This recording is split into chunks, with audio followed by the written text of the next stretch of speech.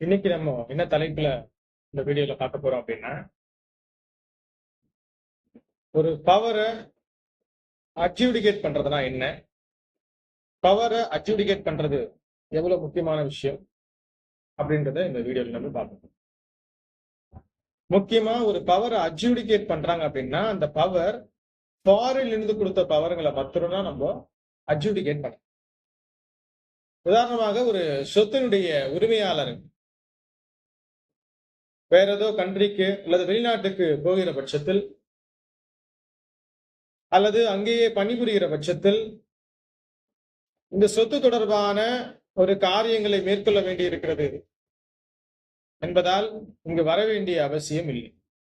இந்த சம்பந்தப்பட்ட சொத்து இருக்கிற நாட்டிற்கோ சொத்து இருக்கிற பகுதிக்கோ வராமல் ஃபாரின்ல இருந்து அதாவது வெளிநாட்டுல இருந்து இந்த ப்ராப்பர்ட்டியை சேல் பண்றதுக்கு நம்ம ஒரு நபரை நியமிக்கலாம்.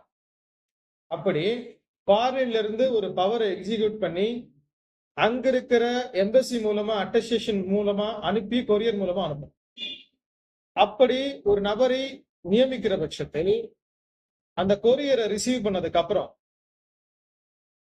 அந்த கொரியர் மூலமாய் நமக்கு கிடைக்கப்பட்ட அந்த பவர் டாக்குமெண்ட்டை வச்சு அந்த பவர் யாருக்கு கொடுக்கப்பட்டிருக்கிறதோ அந்த நபர் அந்த சொத்து அமைந்திருக்கக்கூடிய சம்பந்தப்பட்ட சார் பதிவாளர் அலுவலகத்தை அணுகி அந்த ஃபாரின் பவரை அட்ஜூடிகேட் பண்ணும்.